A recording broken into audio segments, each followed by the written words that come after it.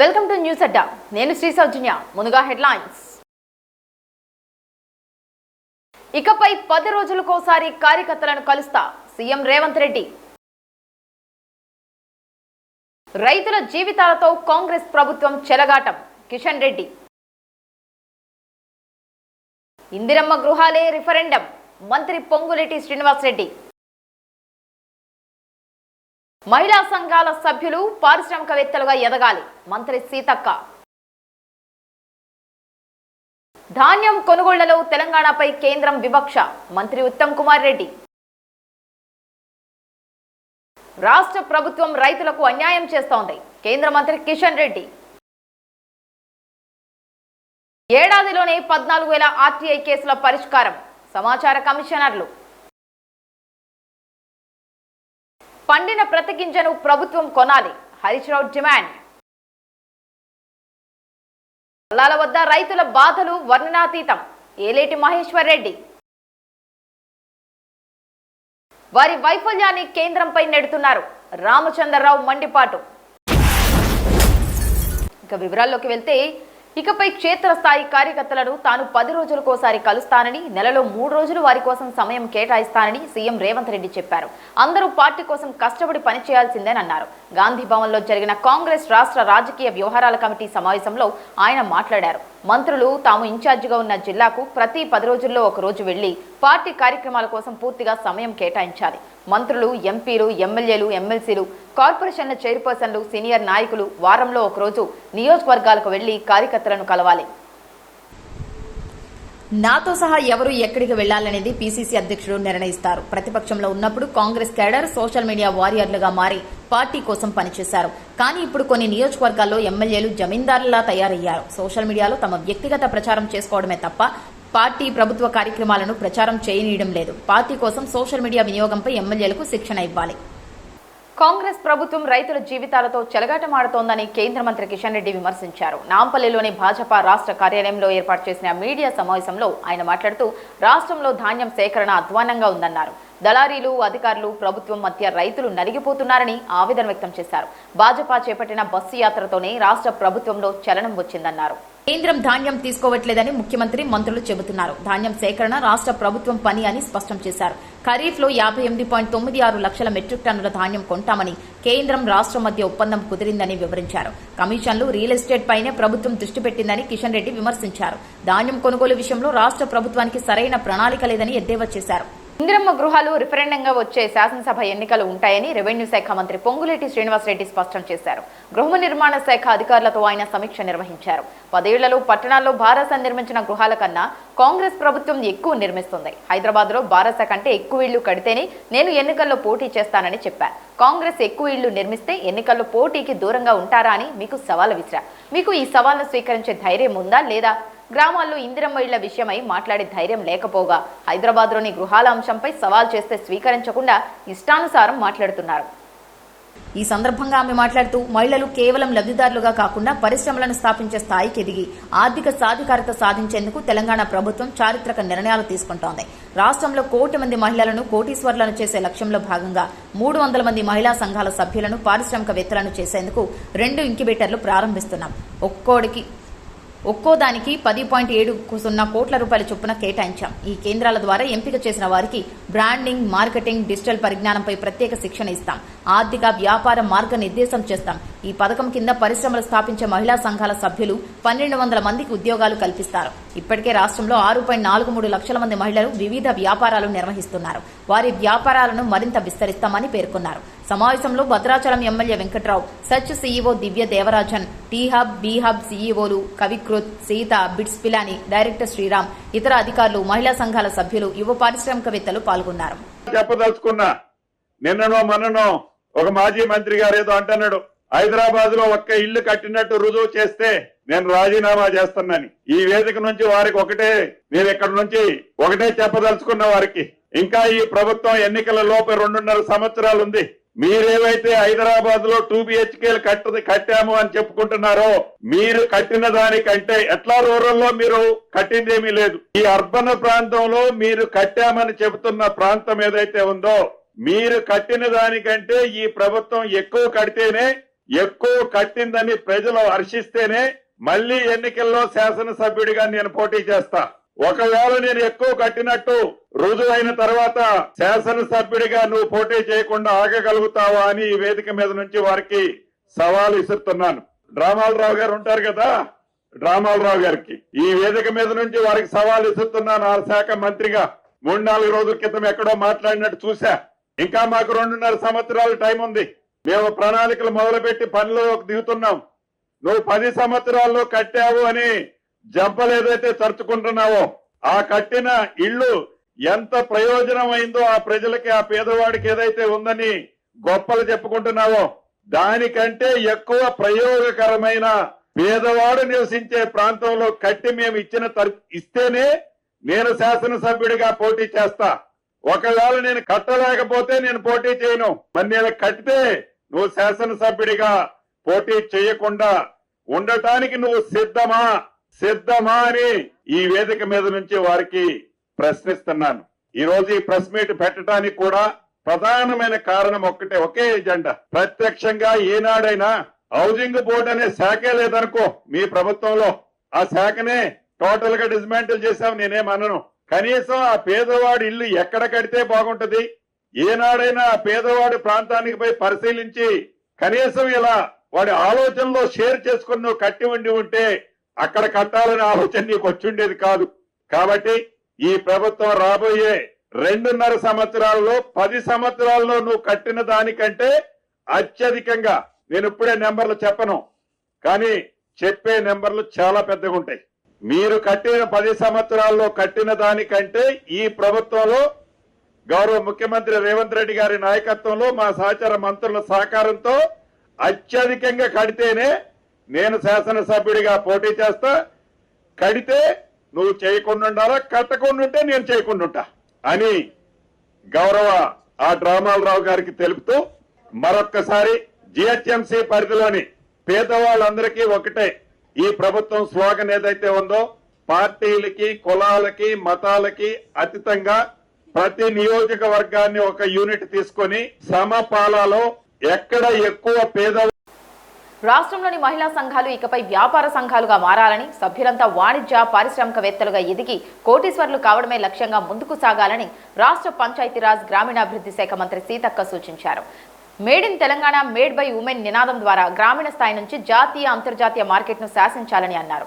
మహిళా సంఘాలను చైతన్యవంతం చేసేందుకు త్వరలో మహిళల ముచ్చట లేదా మహిళల మాట పేరిట రేడియోను ప్రారంభిస్తామన్నారు. హైదరాబాద్లోని కుమ్రం భీం ఆదివాసీ భవన్లో గ్రామీణ పేదరిక నిర్మూలన సంస్థ ఆధ్వర్యంలో వీహబ్ టీ హబ్ బిట్స్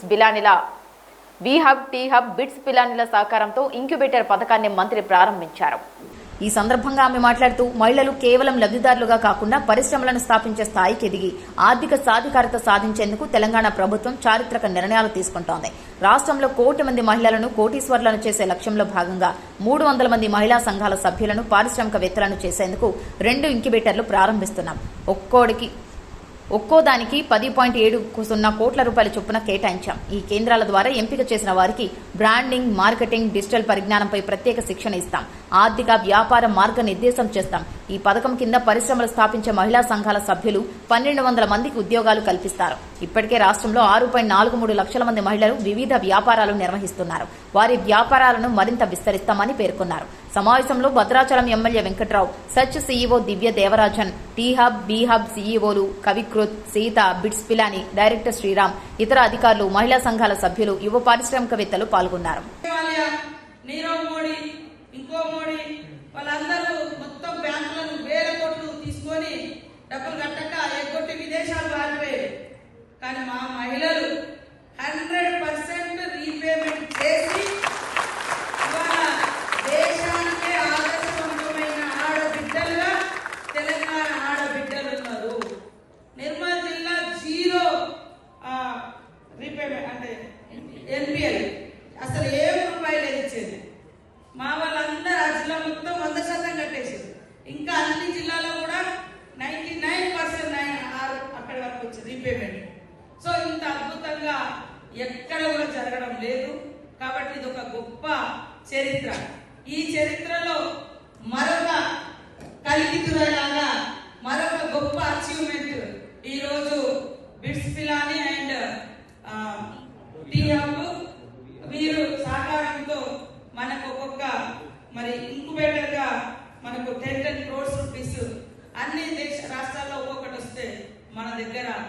2 రావడం జరిగింది. ధాన్యం కొనుగోళ్లలో తెలంగాణపై కేంద్రం వివక్ష చూపిస్తోందని తాను ముఖ్యమంత్రి రేవంత్ రెడ్డి పలుమార్లు ఢిల్లీ వెళ్లి పరిస్థితిని వివరించినప్పటికీ ధోరణి మారట్లేదని రాష్ట్ర పౌర సరఫరాల శాఖ మంత్రి ఎన్ ఉత్తమ్ కుమార్ రెడ్డి విమర్శించారు. తెలంగాణ భాజపా నేతలు కొనుగోలు కేంద్రాలు కల్లాల చుట్టూ తిరుగుతూ రాజకీయాలు చేస్తున్నారని, చిత్తశుద్ధి ఉంటే రాష్ట్రం సేకరిస్తున్న మొత్తం ధాన్యాన్ని కేంద్ర ప్రభుత్వం తీసుకునేలా చూడాలన్నారు.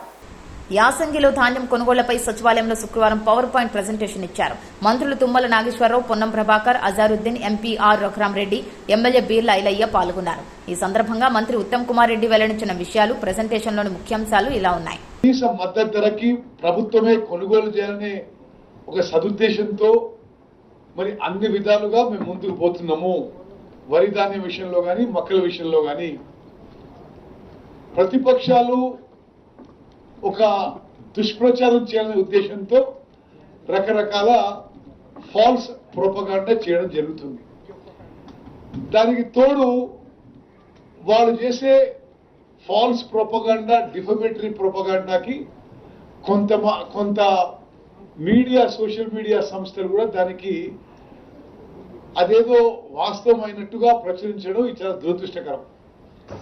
ఇప్పుడు ద ఫస్ట్ లైట్ నేను కొన్ని ముఖ్యమైన విషయాలు మీ దృష్టికి తీసుకురాల్చుకున్నా. స్వతంత్ర భారతదేశంలో 29 రాష్ట్రాల్లో ఈ 25-26 లో తెలంగాణ రాష్ట్రంలో కొనుగోలు చేస్తున్న వరి ధాన్యం ఖర్చు పెడుతున్న అమౌంట్ ఈ భారతదేశ చరిత్రలో ఏ రాష్ట్రంలో ఎన్నడూ జరగలేదు. ఇది మేము చెప్పే అంకెలే కాదు, కేంద్ర ప్రభుత్వం, భారత ప్రభుత్వం అఫీషియల్ గా విడుదల చేసిన మరి విషయాలు కూడా నేను మనవి చేస్తున్నా. ఈ 25-26 సంవత్సరంలో both in paddy production and in paddy procurement Telangana state is number 1 in the country.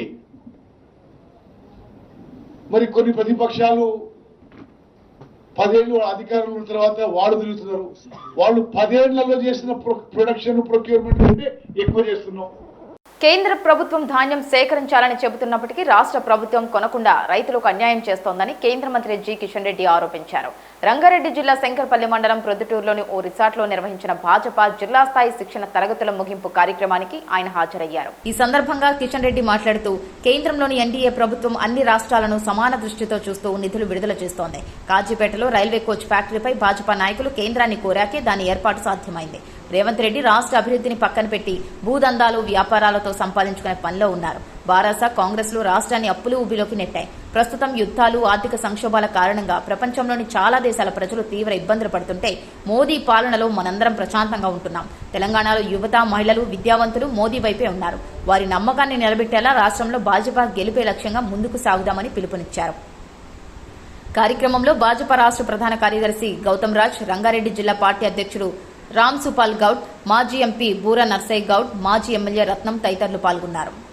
రాష్ట్రంలో సమాచార హక్కు చట్టం అమల్లో భాగంగా తెలంగాణ రాష్ట్ర సమాచార కమిషన్లో విచారణలను వేగంగా నిర్వహిస్తున్నట్లు ముఖ్యమంత్రి రేవంత్ రెడ్డికి సంబంధిత కమిషనర్లు నివేదించారు. ప్రధాన సమాచార కమిషనర్తో పాటు 5 కమిషనర్లను 2025 మే నెలలో రాష్ట్ర ప్రభుత్వం నియమించింది. ఏడాది పదవీకాలం పూర్తయిన సందర్భంగా సిఐసి చంద్రశేఖర్ రెడ్డి, కమిషనర్లు అయోధ్యారెడ్డి, పివి శ్రీనివాస్, దేశాల భూపాల్ శుక్రవారం సీఎం రేవంత్ రెడ్డి ఆయన నివాసంలో మర్యాదపూర్వకంగా కలిశారు. రాష్ట్ర ఆవిర్భావం అనంతరం కొంతకాలం పాటు కమిషన్ పూర్తి స్థాయిలో పనిచేయకపోవడంతో పెండింగ్ కేసులు భారీగా పేరుకుపోగా వాటి పరిష్కారానికి ప్రత్యేక చర్యలు చేపట్టామన్నారు. కమిషన్ పనితీరుపై సీఎంకు ఇచ్చిన నివేదిక ఇచ్చారు. ప్రస్తుత కమిషన్ 2025 జూన్ నుంచి కేసుల విచారణ ప్రారంభించింది. 2025 మే 9 నాటికి 17,808 కేసులు పెండింగ్లో ఉండేవి. అనంతరం మరో 7,622 అదనంగా పెరిగి మొత్తం 25,430కి చేరాయి. వాటిలో 14,434 కేసులను పరిష్కరించాం. నెలకు సగటున 1,200 కేసులకు పరిష్కారం చూపామని అందులో పేర్కొన్నారు. కరెంటు కోతలతో రైతులకు వాతలు పెట్టాలని చూస్తున్న ముఖ్యమంత్రి రేవంత్ ప్రభుత్వ కుట్రలను యావత్ తెలంగాణ రైతాంగం గమనిస్తోందని, రైతు డిస్కం వెనుక దాగి ఉన్న కాంగ్రెస్ అసలు కుట్ర ఇదేనా అని భారాస శాసనసభాపక్ష ఉపనేత హరీష్ రావు ప్రశ్నించారు. ధాన్యం కొనుగోళ్ల లక్ష్యాన్ని 90 లక్షల టన్నుల నుంచి 75 లక్షల టన్నులకు తగ్గించిన మంత్రి ఉత్తమ్ మరికొన్ని రోజుల్లో కొనుగోళ్లు పూర్తయ్యాయని ప్రకటిస్తారేమోనని అనుమానం వ్యక్తం చేశారు. ఈ మేరకు ఆయన ఓ ప్రకటన విడుదల చేశారు. ఒకవైపు 1.41 కోట్ల టన్నుల పంట పండిందని గొప్పలు చెబుతూ మరోవైపు కొనుగోలు మాత్రం 75 లక్షల టన్నులకే పరిమితమంటారా? చివరి గింజ వరకు కొనుగోలు చేస్తామంటూనే కొనుగోలు లక్ష్యాన్ని తగ్గించడం రైతులను మోసగించడం కాదా? వరి కుప్పల వద్ద రైతులు ప్రాణాలు కోల్పోయింది, కొనుగోలు కేంద్రాల్లో రోజుల తరబడి రైతులు పడిగాపులు కాల్సింది అబద్ధమా? హైదరాబాద్లో ఏసీ గదుల్లో కూర్చొని ప్రసంగిస్తే రైతుల గోడు తీరదు. ఇప్పటికైనా కొనుగోలు కేంద్రాలకు వెళ్లి రైతులు పడుతున్న కష్టాలు చూసి కన్నీళ్లు తుడవండి, చివరి గింజ వరకు ధాన్యం కొనుగోలు చేయండి అని డిమాండ్ చేశారు. రాష్ట్ర ప్రభుత్వం ధాన్యం కొనుగోళ్లలో విఫలమైందని భాజపా శాసనసభాపక్ష నేత ఏలేటి మహేశ్వర్ రెడ్డి అన్నారు. సకాలంలో ధాన్యం కొనుగోలు చేయకపోవడంతో రైతులు కల్లాల వద్దే రోజుల తరబడి కాపలా కాస్తున్నారని, వారి బాధలు వర్ణనాతీతమని ఆవేదన చెందారు. ముఖ్యమంత్రి రేవంత్ రెడ్డి 80% కొనుగోళ్లు పూర్తయ్యాయని చెబుతున్నారని, కానీ 80% పంట కల్లాల్లోనే ఉందని ఆరోపించారు. భాజపా రాష్ట్ర కార్యాలయంలో మహేశ్వర్ రెడ్డి విలేకరుల సమావేశంలో మాట్లాడారు. రైతుల సమస్యలు తెలుసుకునేందుకు భాజపా చేపట్టిన రైతు గోస, భాజపా భరోసాలో రైతుల బాధలు చూసి చలించిపోయాం. భాజపా నేతలు అన్నదాతలకు కలిశాక ఇప్పుడు మంత్రులు పెద్దపల్లి తదితర ప్రాంతాలకు హడావుడిగా వెళ్తున్నారు. ఇదే సమీక్ష నెల రోజుల క్రితం చేస్తే ఈ పాటికి కొనుగోలు ప్రక్రియ పూర్తయ్యేది. కేంద్ర ప్రభుత్వమే ధాన్యం కొనుగోళ్లలో గన్నీ బ్యాగులు, రవాణా ఛార్జీలు అన్ని చెల్లిస్తున్నా 40 కేజీల బస్తాకు 4 కిలోల తరుగు తీస్తూ రైతులను ప్రభుత్వం మోసం చేస్తోంది. రాష్ట్ర ప్రభుత్వం తడిసిన ధాన్యాన్ని కూడా కొనుగోలు చేయాలి. మంత్రులు భట్టి విక్రమార్క, తుమ్మల నాగేశ్వరరావు, పొన్నం ప్రభాకర్లు అవగాహన లేకుండా మాట్లాడుతున్నారు. గన్నీ బ్యాగుల కొరతకు యుద్ధానికి ముడిపెట్టడం విడ్డూరంగా ఉంది. రాష్ట్రంలో డీజిల్ కొరత లేదని ఉత్తమ్ కుమార్ రెడ్డి చెప్పారు. ఇప్పుడు డీజిల్ కొరత వల్లే లారీలు రావడం లేదని తుమ్మల వ్యాఖ్యానించడం హాస్యాస్పదం.